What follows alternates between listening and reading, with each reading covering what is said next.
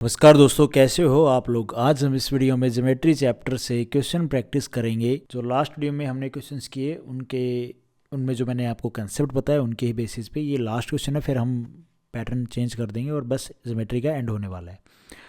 Two common tangent, एक ये ठीक है।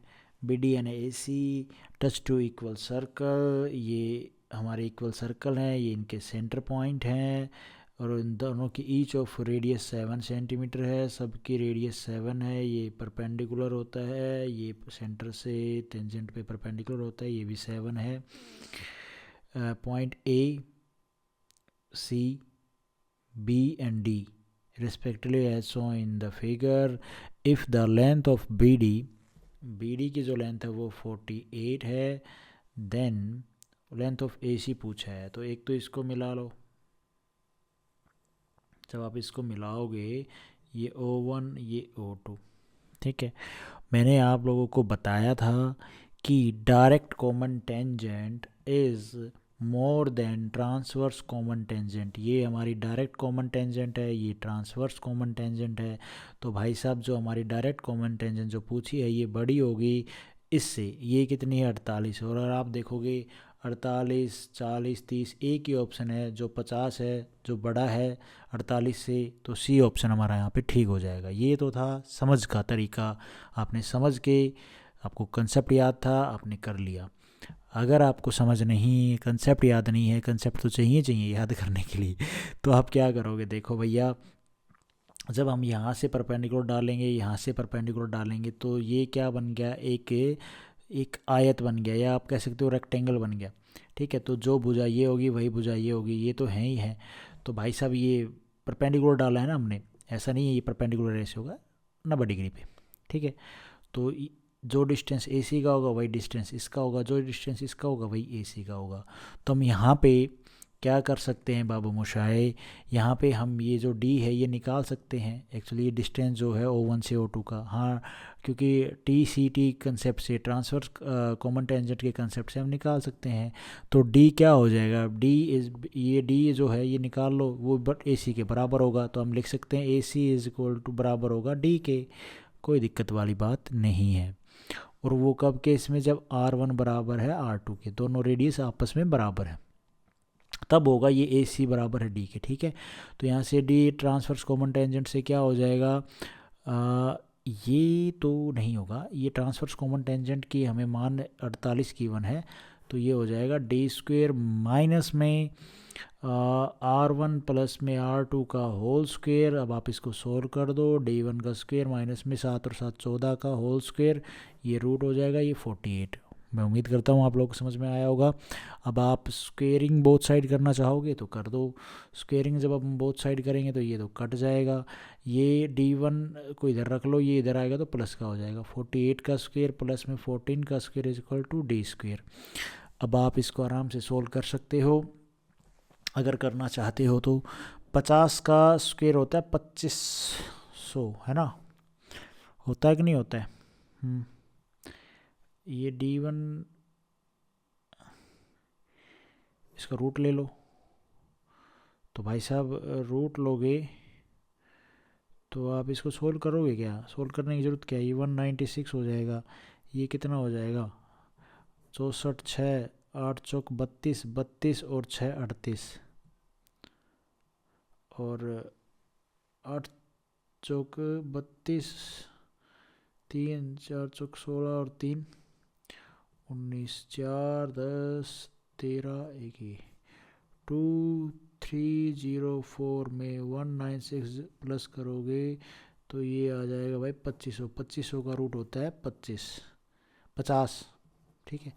50 इस क्वेश्चन का आंसर बन जाएगा। सी ऑप्शन हमारा यहाँ पे ठीक हो जाएगा, क्योंकि जो हमारी ये हमारा D निकलेगा, D किसके बराबर होगा? AC के बराबर होगा। मैं उम्मीद करता हूँ आप लोग को ये समझ में आया होगा। उसके बाद है ये question, in the following figure, ये फिगर हमें गिवन है। The circle with centre B and D having radius, एक की 4 है, एक की x है। ओके, एक की 4 रेडियस है, एक की x है। x तो सबकी होती है, हमारी नहीं है। ठीक है। ओके, रेडियस 4 है, x है respectively. AC is a tangent, AC is a tangent and tangent to both the circle, find the value of X का मान निकालना है। देखो यहाँ पे हम सिमिलरिटी लगा सकते हैं, ये 90 डिग्री, ये 90 degree, triangle B A E, triangle B D A E और ट्रायंगल बी सी ई, इसमें ये 90 डिग्री, ये 90 डिग्री, ये वर्टिकली अपोजिट एंगल बराबर होते हैं, ये थीटा है तो ये भी थीटा होगा, थीटा है तो ये तीसरे एंगल तो ऑटोमेटिकली बराबर हो गए, तो ट्रायंगल दोनों आपस में सिमिलर हो गए तो कॉरस्पॉन्डिंग साइड्स का रेशो बराबर होता है।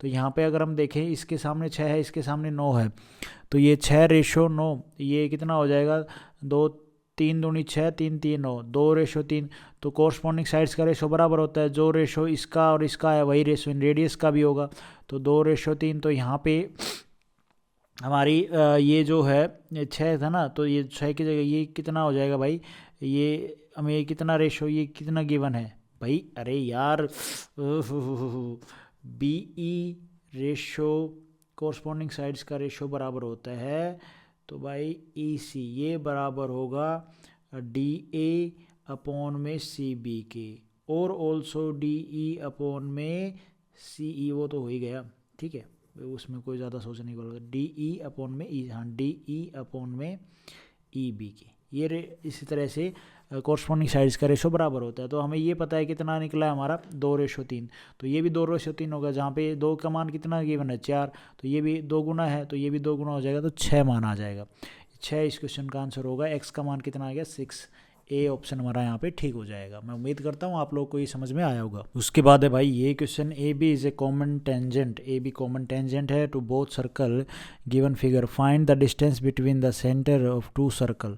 मतलब ये सी से लेकर डी का तक का हमें डिस्टेंस निकालना है, ये 90 डिग्री, ये भी 90 डिग्री, ये 5 है, ये 8 है, तो ये कितनी हो जाएगी भाई, लगा दो इस पर, 8 8 64 5 25, तो ये कितना हो जाएगा 9 और 8 √89 हो गया। ये वाला सी ई हमारा कितना आ गया √89, ये √89 आ गया, ये निकालनी। अब कैसे निकालें, ये ट्रायंगल्स को सिमिलर कर लो, या तो सिमिलरिटी लगानी पड़ेगी मेरे भाई, सिमिलरिटी लगाएं तो triangle C A E similar होगा triangle B C D B के, C D C what B उल्टा लिख रखा है, ये तो ज़िंदगी है ई बी डी के, यार मैं भी ना कुछ भी लिख देता हूँ कभी कभी, ज़िंदगी में कुछ समझ नहीं आए तब।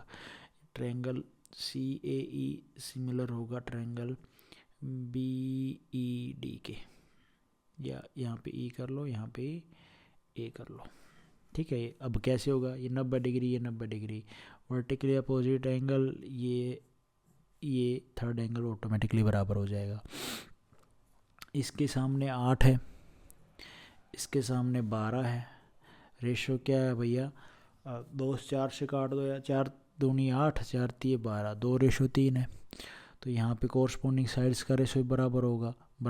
तो यहाँ पे अगर हम देखें तो भाई ये तो 5 है, ये x है ना,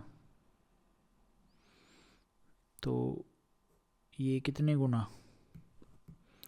ये इसको कितनी गुना करें यार, ताकि सीधा ये निकला है, फिर हम पाइथागोरस पर में यहाँ पे फिर लगानी पड़ेगी, फिर ये डिस्टेंस निकालना पड़ेगा। इसका और कुछ समाधान नहीं है। कॉरस्पॉन्डिंग साइड्स तो ये भी तो हैं, ज़रूरी थोड़ी नहीं ये भी तो है कॉरस्पॉन्डिंग साइड्स में ये भी तो है मेरे भाई, तो ये भी तो है। तो आप ये देखो ना, ये 2 का मान, इसमें 2 का हिसाब से भाई, अरे ये इसके बराबर, ये इसके बराबर, ये इसके बराबर, कॉरस्पॉन्डिंग साइड्स का रेशो बराबर होगा। तो इसमें 2 का मान किसके बराबर दे रखा है, √89 के, और √89 माने ये कितने गुना है, √89 अपॉन में 2 गुना है, तो ये भी कितनी हो जाएगी, √89 अपॉन में 2 गुना। तो जब आप इसकी मल्टीप्लाई करोगे तो ये कितनी आएगी मेरे भाई, ज़रा करना, √89 इंटू में है गड़बड़ की है कुछ मैंने, नहीं ठीक तो है यार। देखो 3 का आ गया अपने पास, तो हम ये जो लेंथ है ना, ये भी तो हमारी 3 में होगी, तो ये √89 अपॉन में 2 है ना, ठीक है, इसमें मल्टीप्लाई कर देंगे। लेकिन हमें तो सिर्फ इसका नहीं चाहिए, हमें तो ये पूरा चाहिए ना, ये 3 और 2 5, एक्चुअल में ये जो है 5 यूनिट है, कौन सा मैं लिख देता हूँ, सी और ई डी का जो रेशो है वो अपना ये सी और ई डी, ठीक है, सी ई, हाँ ये रेशो अपना 2:3, तो पूरा सी डी कितनी होगी 5, तो हमें तो 5 चाहिए ना। तो 2 का मान ये हमें गिवन था, 3 गुना करेंगे तो इसका आ जाएगा, सीधा 5 गुना ठोक दो ना, तो 5 गुना कर दो भाई, आंसर आ जाएगा हमारे पास। सीधी सी बात है, 2 यूनिट की वैल्यू 80 √89 है, तो कितने गुना ज़्यादा है, √89/2, तो 5 यूनिट की वैल्यू कितनी आ जाएगी, गुना में 5 कर देंगे तो हमारा आंसर आ जाएगा। अब आप इसको देख लो सोल्व करके, कुछ सोल्व होता है तो भाई √89/2 इंटू में 5, √89 क्या होता है, 9 का स्क्वायर होता है 81, 10 का होता है 100, और 9.5 का कितना हो जाएगा 25, और ये हो जाएगा भाई 90, ठीक है, तो 9 पॉइंट कुछ, तो ये अप्रोक्स 9.25 बनेगा यार, नहीं 81 से थोड़ा सा ऊपर बढ़ोगे तो 85,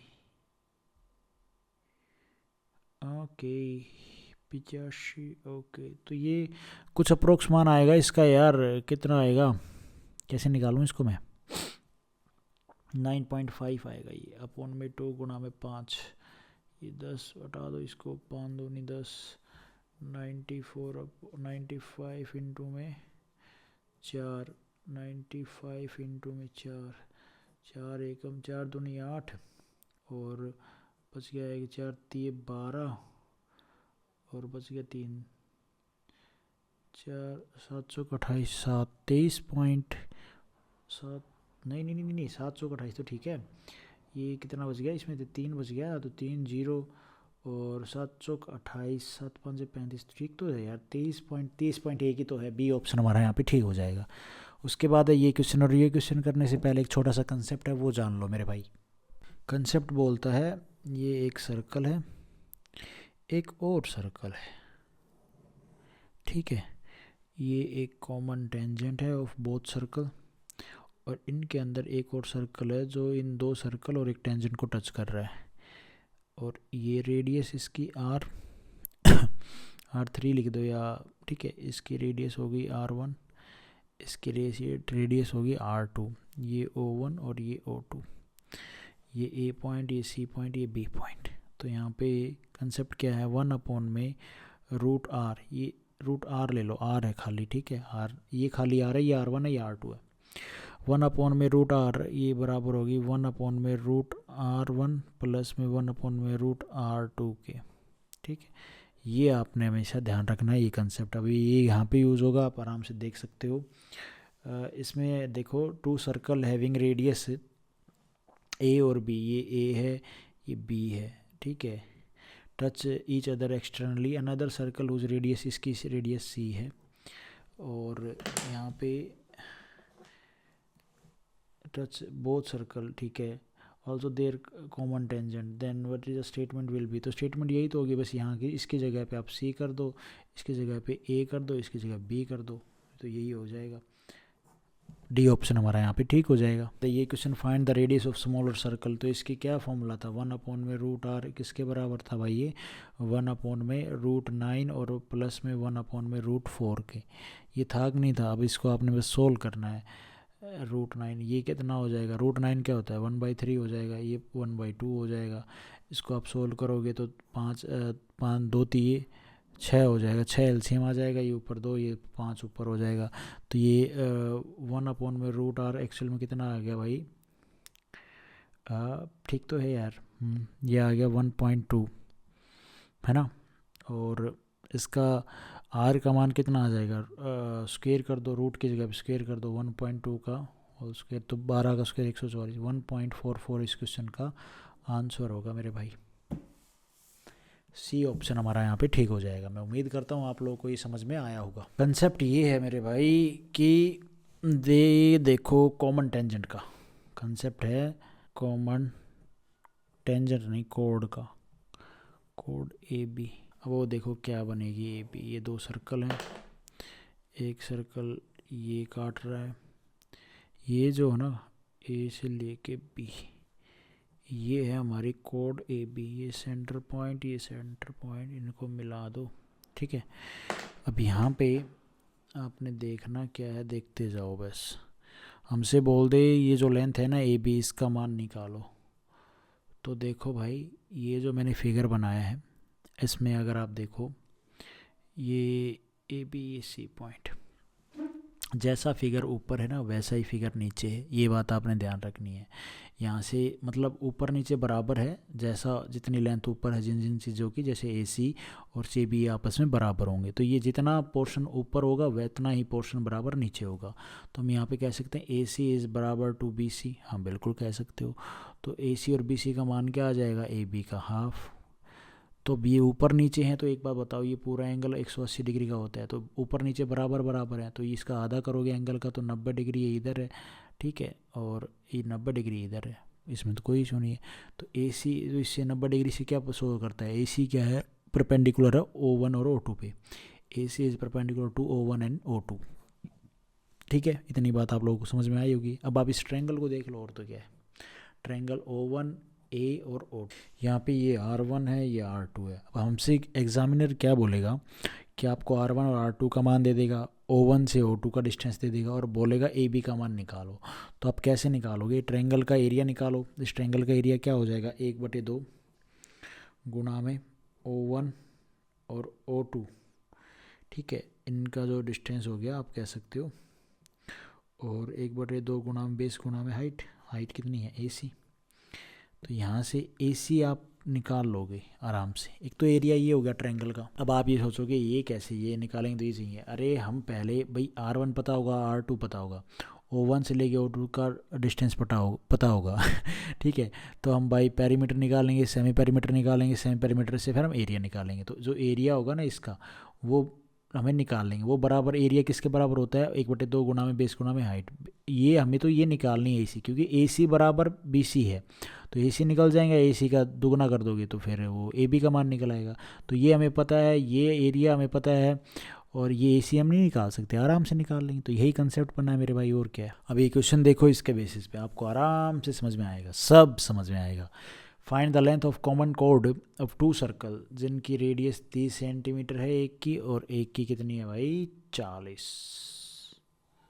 40 40 40, एक की 30 है रेडियस बोला है, और एक की 40 है। इनको मिला दो, कॉमन कोड बना दो, ठीक है। वो सेंटर से दूरी, ये O1 से O2 की दूरी 50 है, रेडियस एक की 30 है, एक की 40 है, ठीक है। तो ये तो 3 4 राइट एंगल ट्रायंगल हो गया, मतलब कहीं पे भी ये 3 4 5 ट्रिपलेट बन रहा है ना, 3 4 5, तो राइट एंगल ट्रायंगल हो गया।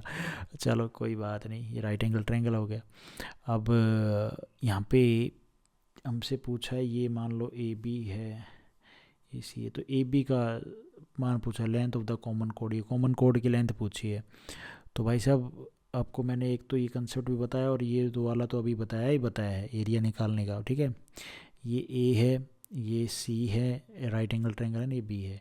और यहाँ से जब हम ऐसे लाइन ड्रॉ करते हैं, ऐसे कह सकते हो परपेंडिकुलर ऑन इस ABC AC के ऊपर, तो ये होता है हमारा P डिस्टेंस। तो P निकालता कैसे है, P निकलता है AB/C।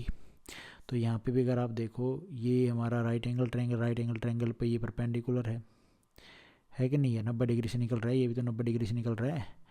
तो भाई साहब इसका मान हमसे निकलना है, AC कितना हो जाएगा, P क्या हो जाएगा, P हो जाएगा भाई, मैंने क्या बताया, A और B 90 डिग्री बनाने वाली साइड्स, 30 गुणा में 40 अपॉन में C है 50, ठीक है। तो 3 चौके 12, 1200 अपॉन में 50 काट दो, 5 दूनी 10 और 5 चौके 20, 24 24 दूनी 48, AB का मान आ गया भाई। ये इस क्वेश्चन का आंसर बनेगा, B ऑप्शन हमारा यहाँ पे ठीक हो जाएगा। तो आज हम इस वीडियो में गाइज इतने ही क्वेश्चन करते हैं, नेक्स्ट वीडियो में बाकी ये करेंगे। बस 5 क्वेश्चन रह गए हैं ज्योमेट्री के, जो लगभग सारा कवर कर लिया है। बाकी आगे कभी कभी मन करेगा तो प्रैक्टिस के लिए डाल लेंगे, ठीक है। और हर एक वीडियो के एंड में हम कुछ क्या करते हैं, MCQ प्रैक्टिस करते हैं। तो देखो आज के MCQ, पहला क्वेश्चन है, which governor general abolish sati, तो विलियम बेंटिक, अपने जनरल लॉर्ड विलियम बेंटिक, ठीक है, याद रखना है। Sardar Vallabhbhai Patel was the leader of Bardoli Satyagraha के लीडर कौन थे, Sardar Vallabhbhai Patel. Who shot dead John Saunders, इसको किसने मारा था? तो इसको मारा था सरदार भगत सिंह ने। कब? 17 दिसंबर 1928 में। क्यों मारा था? क्योंकि इस बंदे ने लाठीचार्ज जो हुआ था लाला लाजपत राय पे, जो उनकी मृत्यु हो गई थी, तो इसके द्वारा ही हुआ था वो। आर्य समाज के फाउंडर कौन? दयानंद सरस्वती। ब्रह्मो समाज के राजा राम मोहन रॉय। वेदा समाज के केशव चंद्रा सेन और के.एस. नायडू। और प्रार्थना समाज के Atmaram. Founder of Banaras Hindu university को किसके द्वारा फाउंड की गई? मदन मोहन, ये मदन आएगा, मदन मोहन मालवीय के द्वारा 1918 में। फाउंडर ऑफ गदर पार्टी कौन? लाला हरदयाल। कहाँ पे? San Francisco. कहाँ पे? यूएसए में। और कब? 1913 में। और सैन फ्रांसिस्को, ठीक है। प्रेसिडेंट कौन थे उस टाइम पे? सोहन सिंह बखना। तो कई बार क्या होता है कि गदर पार्टी के फाउंडर के नाम ऑप्शन दे देगा आपको 4, उसमें लाला हरदयाल नहीं होगा, इसका नाम होगा, तो आपने इसके ऊपर टिक करना है। आज़ाद हिंद फौज फाउंड की गई कहाँ पे? सिंगापुर में। वॉलेंटियर कितने थे साल सत्याग्रह में? 24। ब्रिटिश रूल के टाइम पे बंगाल में उगाया जा रहा था जूट, और आसाम में क्या? टी। तो thank you so much guys. Video आपको ठीक लगी तो लाइक करना, चैनल पे नए हो तो सब्सक्राइब करना।